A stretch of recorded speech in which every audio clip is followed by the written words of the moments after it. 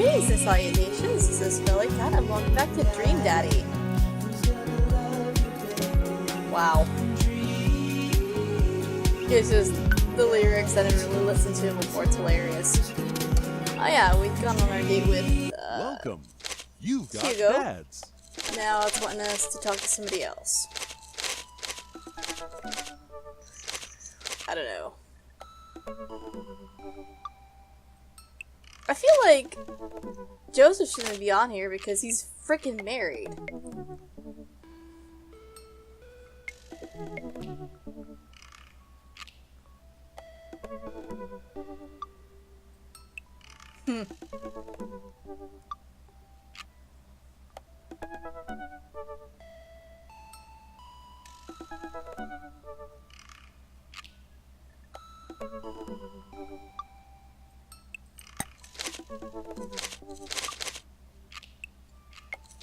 Also, it freaks me out that he looks exactly like his wife, and all of their children are named some variety of the word Christian. He unnerves me. I might have to do another playthrough where I focus just on him, but for now, I'm just like staying as far away as possible. Kinda curious about Damien.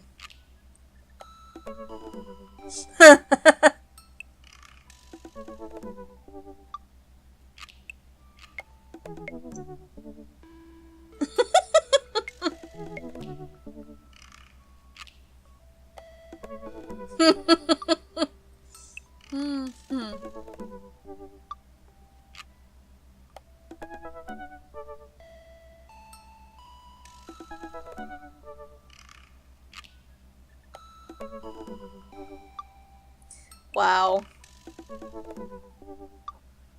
Let's contact him. Because I'm curious.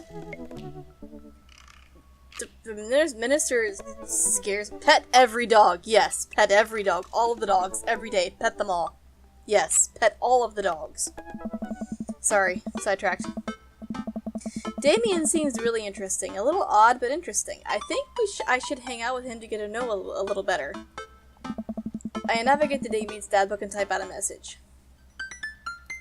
Hey dude, you seem cool. We should hang out sometime. I sit there for a minute before I see that Damien's typing. But then he keeps typing. And typing. This would be me. Man, is this guy writing a novel? I really need the computer to make some coffee! And he's still typing.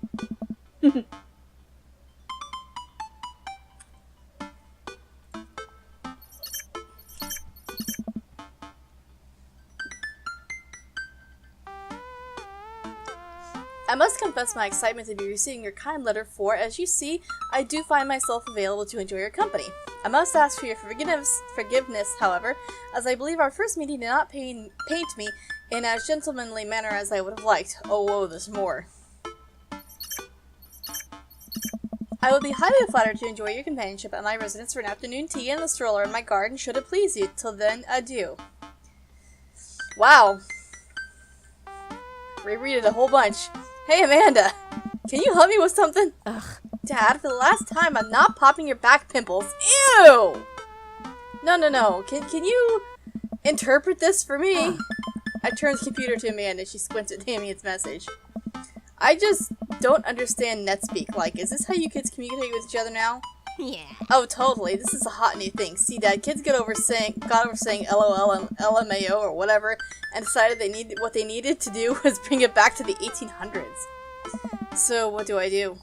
Where's your pen and quill? What? A pen is a quill, honey. Yeah. Did you forget to unpack the pen and quill? Dad, how will we address the nobleman in regards to your upcoming debutante ball? Okay, now I know you're messing with me. Father, without a proper chaperone, you'll never end up with a suitor worthy of our land. Of our dowry. Huh. Or... So, you read Pride and Prejudice for school one time, and now you're reciting things you know about it back to me, aren't you? Like, the first 5 pages, then I read a review of the movie. Still gotta be, though. Great, so what do I say to Damien? Yeah. I got this. Amanda reaches over me and types on the keyboard. Sure thing, dude. Regards. And then it smiles at me. Well, I suppose that's that. Let's go. Wow. Wow. Wow. That's pretty impressive. I'm digging the gargoyles a lot.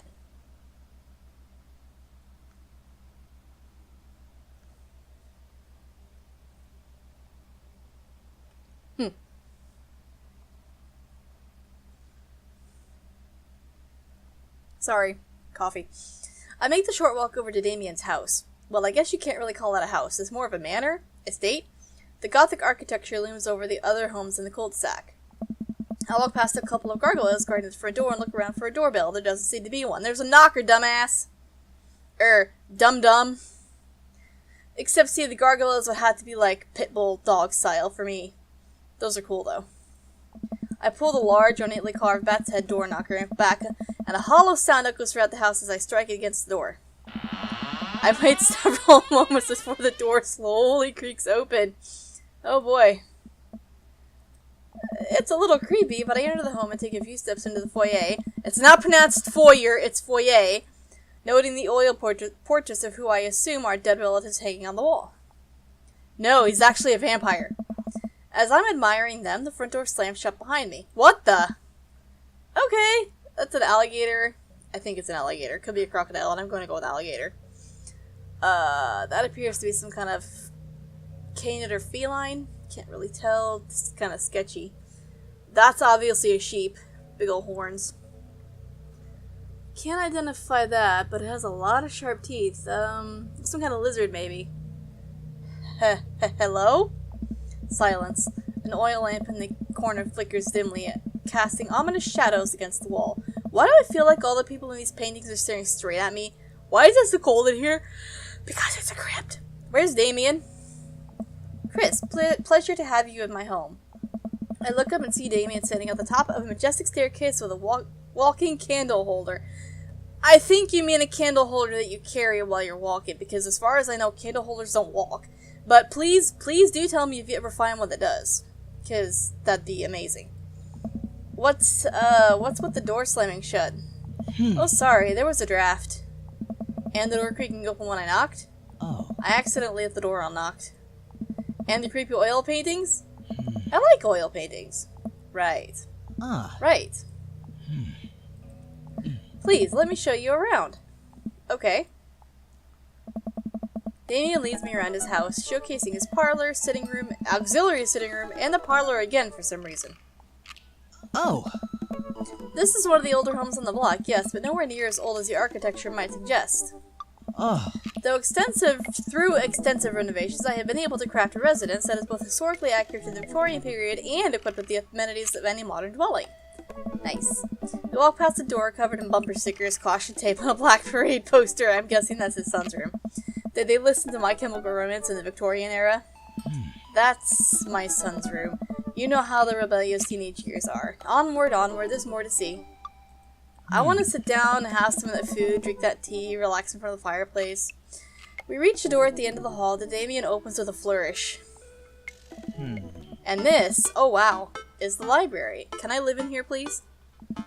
Sunlight streams in from floor-to-ceiling arched windows. Yeah, I want to live here. The walls are lined with packed bookshelves, and even more books are scattered over the period-appropriate furniture. Damien is clearly really proud of this room. Honestly, the first thing I noticed were the butterflies. I walk up to the glass display of pin bugs on the wall. It's pretty impressive. Nice bugs. Oh. I pinned them all myself. Maybe I could show you how sometime. I'm concerned I would stick the pin right through my finger. The pinner's gambit. Is that a thing? No. You know, Chris, in the Victorian era, there was some controversy surrounding reading. Many people thought the more tawdry novels would encourage youths into a life of crime and would cause too much of a distraction from work and school. I pull out a book at random and examine the worn cover. Opening it, I turn to a random page and read aloud. Naruto struggle against the against the chains that Sasuke had bound him with. Shirtless and out of breath, he looked up at Sasuke. Sasuke smirked, unbuttoning his ninja pants. What? Why? Okay, I think that's enough. Damien snaps the book shut and puts it back onto the shelf. It's somebody's Naruto fanfic. That's a rare book from my private collection. Okay. I walk to the window and am greeted by a beautiful view of Damien's backyard. It showcases a beautiful view. I'm all for repetitive literature or whatever you want to call it, but that's just, no, too much. Of the rest of the cul-de-sac. Hey, I can see Craig on his lawn. He's doing push-ups with his daughters on his back. Because of course he is. Damn. He sees me and waves happily, doing push-ups with one hand now. Damn! Did you know that Victorians spend at least 20 hours a week gazing longingly out of full-length windows? And how do you know this, Damien? Wait, really? No. But Victorians did appreciate telling a good joke. Please, will you join me for tea? I follow Damien to his sitting room, where finger foods have already been set out upon a beautiful silver tray. I take a seat on one of the high-back chairs as Damien pours and serves me some tea. Can't believe we're having a high tea. I never thought I'd get to do this. Damien smiles to himself. What? It's a common misconception that high tea refers to the wealth or class of the people enjoying it, when in fact the high refers to both the later time of day that the working class had to enjoy tea and the height of the tables on which they're served. That's interesting, actually. Oh. My dear friend, we're currently enjoying afternoon tea. That's informative. Damien takes a seat next to me and serves me a tiny sandwich. Your home is really impressive. It seems like you really put a lot of work into this place. Thank you. No one's ever complimented that word, my home, before. Hell, I could barely get matching salt and pepper shakers in my place, and look what you've done. I'm kind of jealous. That's very generous of you to say. What got you so interested in goth stuff? Oh. Well, when I was a young boy, my father... Did he take you into the city? Sorry? Did you guys see a marching band? I'm afraid I don't understand. Neither do I. You're serious? Of course. But it's, you know, the song. Amanda made me listen to it. Seriously? I'd love to see a marching band.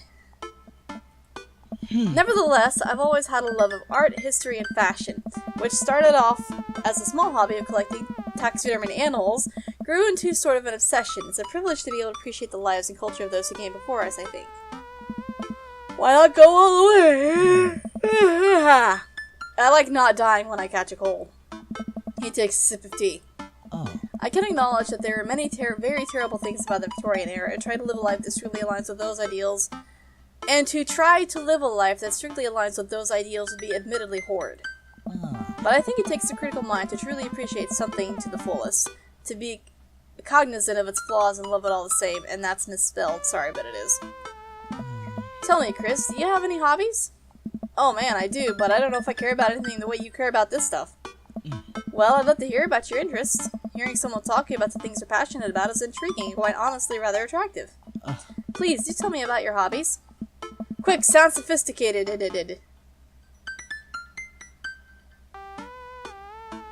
That actually sounds pretty cool. I like watching soap making videos on the internet. Soap is an important advancement in modern society. Getting rid of germs and stuff. I would say that the people who make soap are the true heroes here. To watch them work is an honor. I tried making some with Amanda once, and we both had to go to the doctor for their ashes. Which I guess goes to show that we should leave it to the professionals.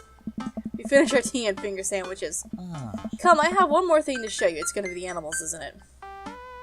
Oh! Wow. Damien takes me around the back of his home where a variety of flowers flourish in beautifully landscaped rows. A small stone path weaves through it, and butterflies flit lazily through the air. My garden. It's beautiful! It really is. Look at that. I want a garden like that. Can I have a garden like that?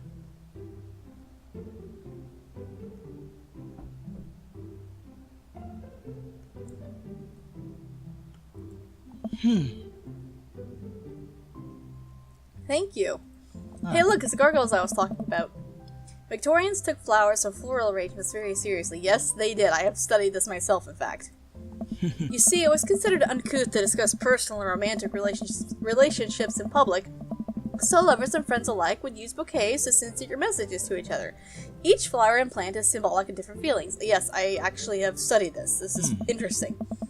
Even more interesting is that one flower could mean different things depending on the other plants it was paired with. One had to be extremely careful, as even the style in which the ribbon was tied around the bouquet affected the message. Damien leans down and plucks a gorgeous bright orange flower off of a vine. Oh. Lilium bulbiferum, the orange lily. What do you think this one means?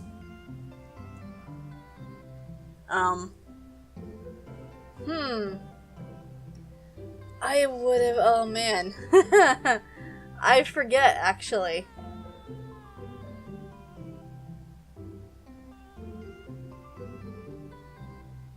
But I feel like. Always are ablaze. The orange lily is actually symbolic of pure hatred. Oh! Well. And that's precisely why floral arrangement is so challenging. Yeah, that was gonna be my second guess. What's your favorite type of flower? Oh boy. I honestly love honeysuckle fragrance. They smell really good. And then you can eat the tiniest little drop of nectar when you pull the stem out! Yes, you can! I've done that! So many times! I'll have to remember that when I put together a bouquet for you. Aww! He would put together a bouquet for me? Nobody's ever given me a bouquet before. I follow Damien down the footpath and admire more of his beautiful flowers. Suddenly a phone rings. Oh, Chris, will you excuse me? I must take this. Pulls a cell phone out of his pocket. I'm a little surprised it's not a rotary phone. How could it be if it's in his pocket? Go for it. Oh. Damien smiles and walks back to the house. I take a deep breath and enjoy the heavily perfumed air. What a lovely yard. This makes me wish I had put a little more effort into that garden Amanda and I tried to start one time. Our watermelons grew to the size of cherry tomatoes and then immediately died.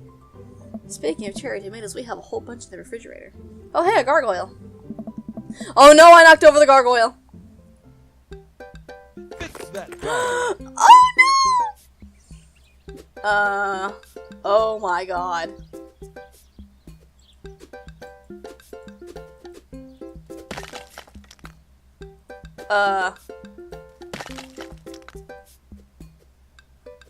That's the head.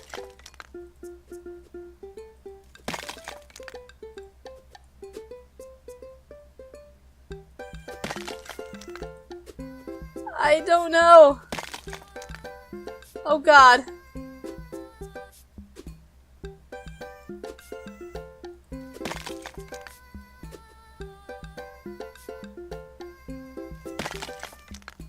I don't know.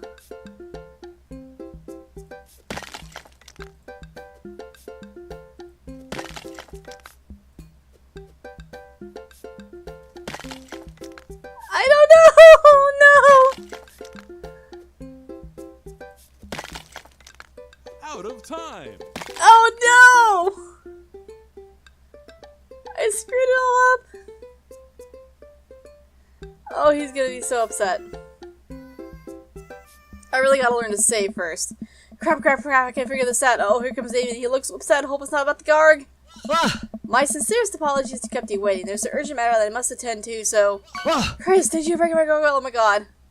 I'm reloading. I'm reloading. Oh! Oh, thank you.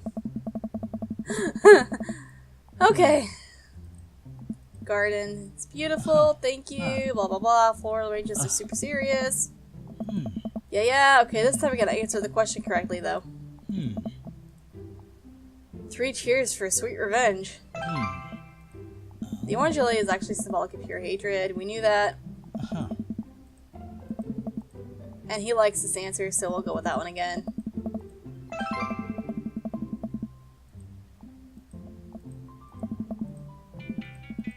Huh.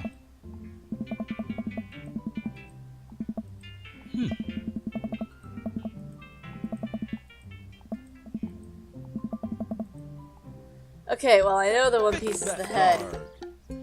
Let's see.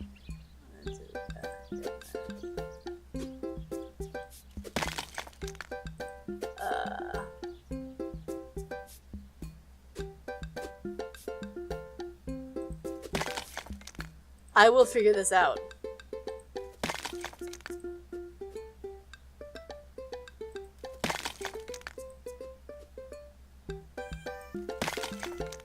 But how does that not go like that? Oh, does that flip it upside down? Oh! Oh, for goodness sake, I had no idea. That's the head.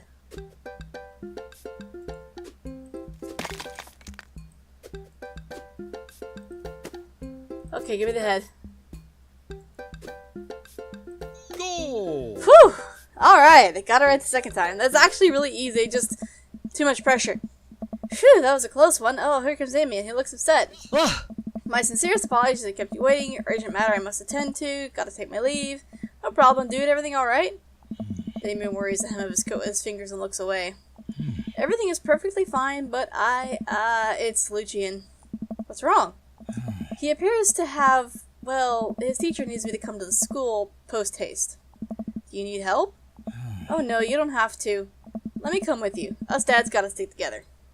You're right. This is one of Lucian's more elaborate stunts. I would greatly appreciate having another parent by my side. Let's go! Damien and I walk into the school and are immediately greeted by an anxious-looking Hugo. Hey bro, what's up? Hey Damien, you're here in record time. Oh no. I wouldn't miss it for the world, dear friend. Wow, whatever it is, it doesn't seem like this is Hugo and Damien's first time to the My Kids Are in Trouble rodeo. What is it this time? Oh. This, Damien, you have to see to believe. What does kid do? Damien and I fall into step behind Hugo, who leads us through the busy corridors of the school. We pass by several classes in session, and I vaguely wonder if Amanda's around. Hugo eventually ushers us into a small boiler room with a flight of rickety stairs leading down into darkness. Oh boy. Watch your step. I hear faint voices echoing up from the basement, and they don't seem to be happy. As I am led into the depths of the school, I recall the antics that I got into as an angsty middle schooler. At least I had enough sense to stay out of creepy basements. We find another teacher in a boiler room tucked away in the back of the basement. With him are Lucian and Ernest, Hugo's son. Lucian has a bloody nose. Thanks for coming. I can't make heads or tails of this. I look around the scene of the crime and see a bunch of bricks and some masonry tools scattered about. What the heck were they doing? Huh. What happened here? Ernest punched me! Lucian tried to kill me! Ah! The room falls silent.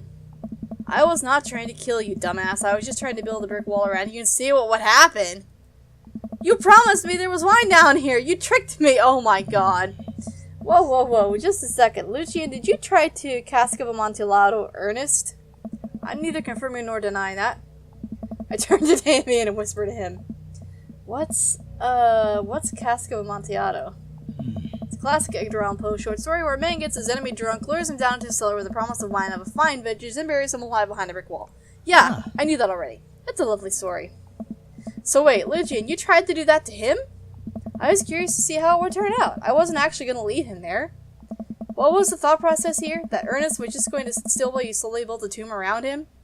Well, it worked for like 20 minutes because he's an idiot, but then he realized that I had lied about the wine, and you were cackling maniacally. That sort of tipped me off. Ernest, 20 minutes?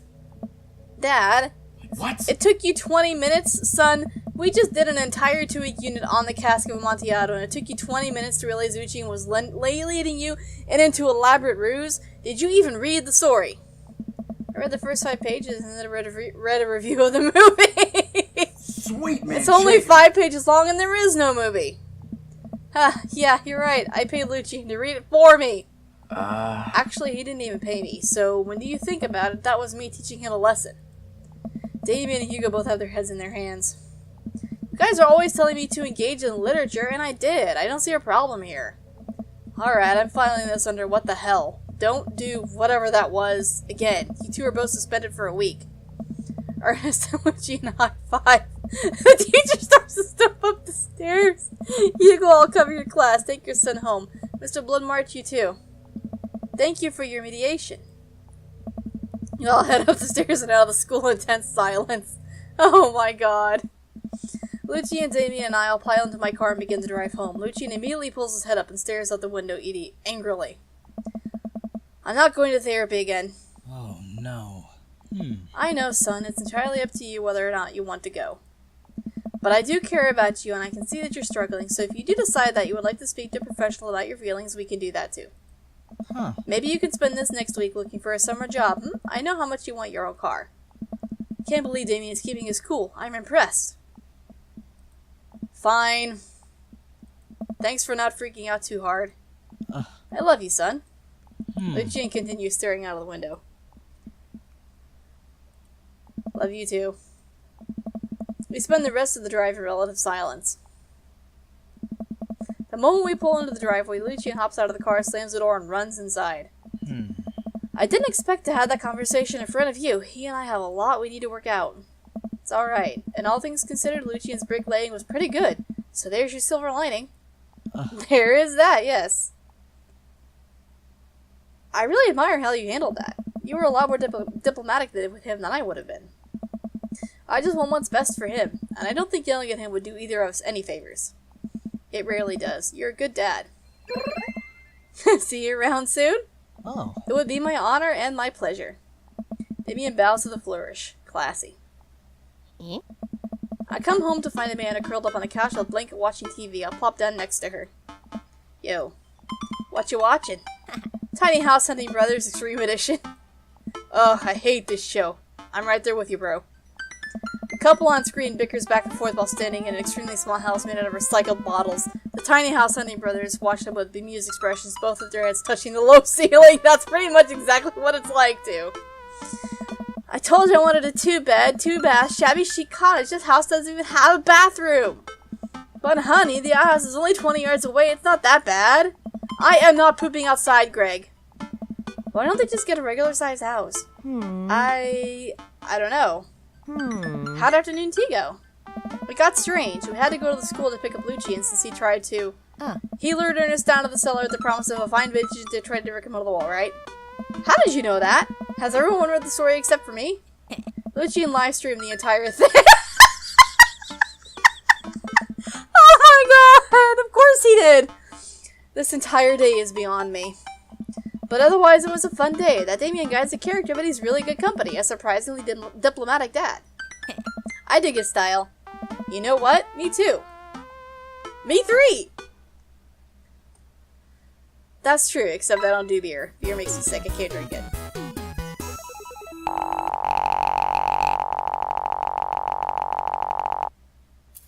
Whoa! Sensing a romance between us. That is awesome! A chemical romance. What? That's a band? That was awesome. Alright. Welcome.